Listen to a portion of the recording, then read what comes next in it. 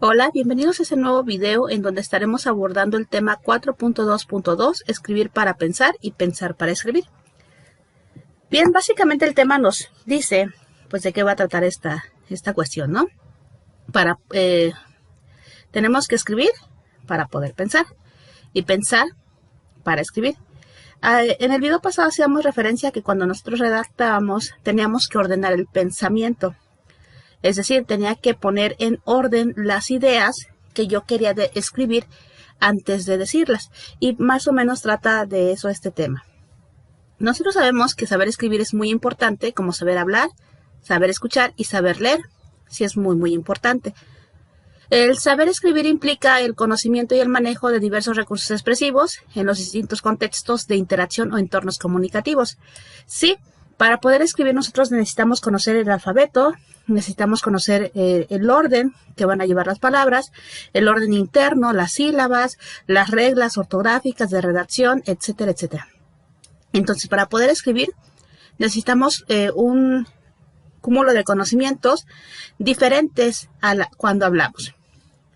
Escribir es dirigirse a alguien, plantear preguntas y ofrecer respuestas, hacer peticiones, ofrecer ayuda, expresar ideas, emociones, etcétera, etcétera.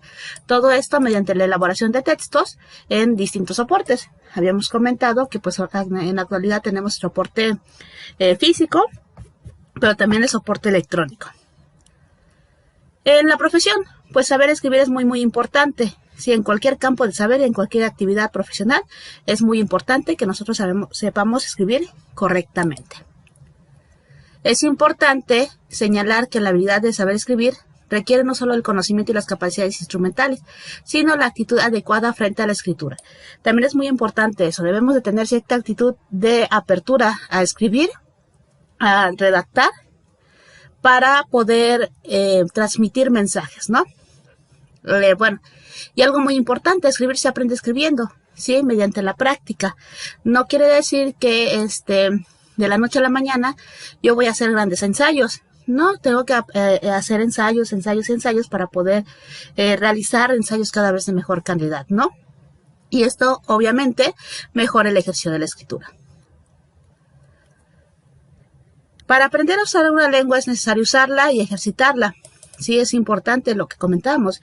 En este caso, recuerden que la lengua básicamente es el idioma.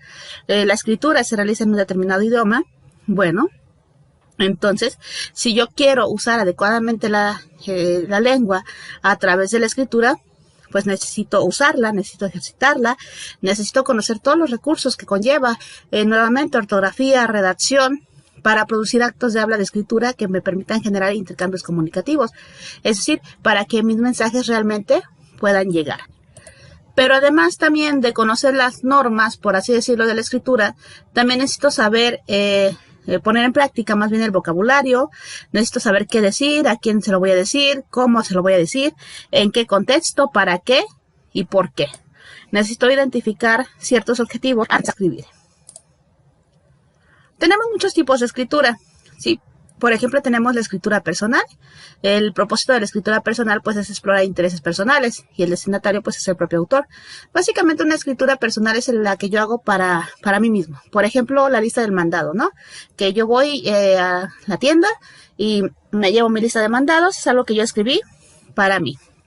La escritura personal, pues, es la base para todo tipo de escritura. Tiene un flujo libre, puesto que es para mí, fomenta la fluidez de la prosa y el hábito de escribir, y facilita el pensamiento. Ejemplos: diarios personales, relación de viajes y trabajos, ensayos informales, narraciones, etc. Otro tipo de escritura es la funcional. La funcional nos permite comunicar, informar, explicar, estandarizar la comunicación. Y el destinatario generalmente son otras personas. Por lo tanto, como lo va a leer alguien más, es altamente estandarizada, sigue ciertas fórmulas convencionales y básicamente corresponde a los contextos laboral y social.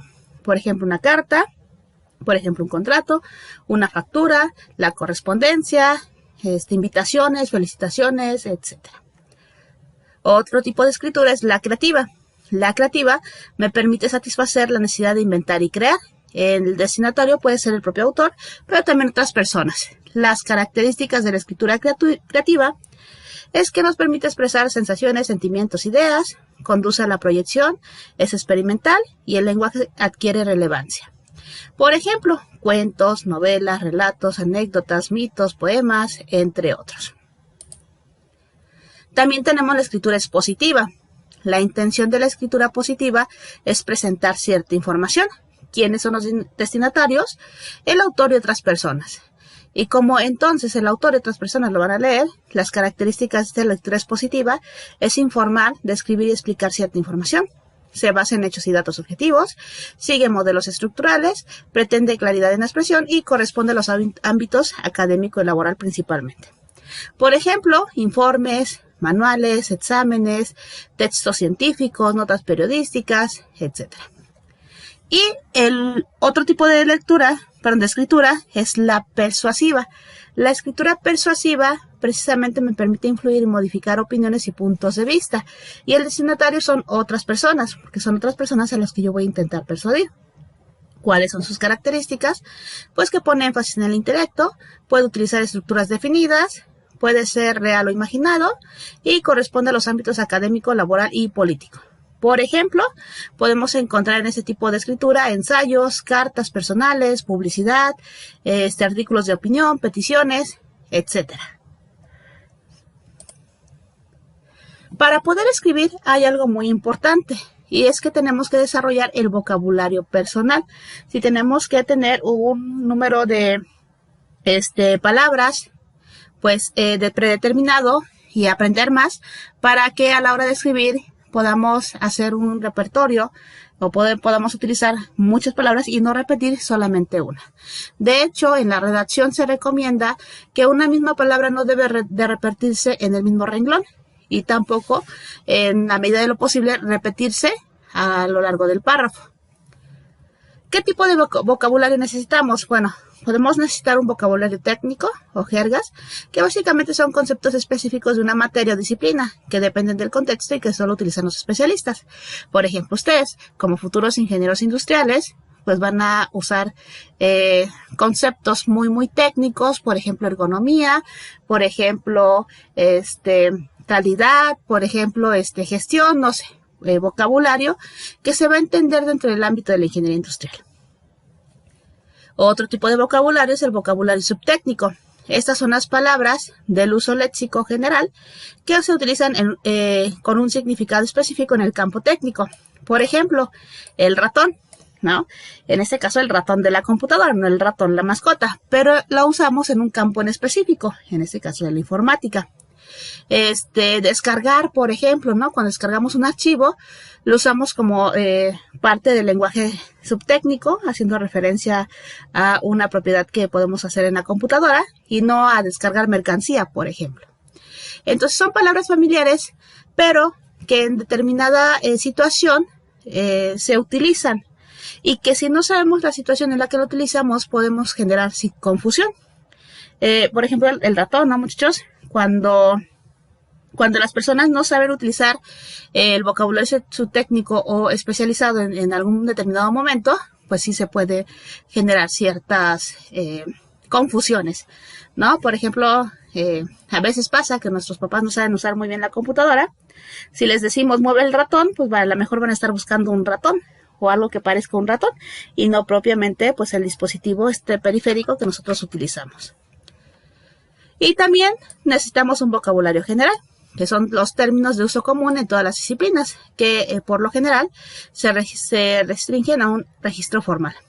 Aquí se incluyen las palabras gramaticales o vacías de contenido léxico, como preposiciones, conjunciones, verbos, etcétera, etcétera. El vocabulario general es, en lo particular, el vocabulario que pueden tener todas las personas, ¿no? Un vocabulario que cualquier persona en teoría podría entender.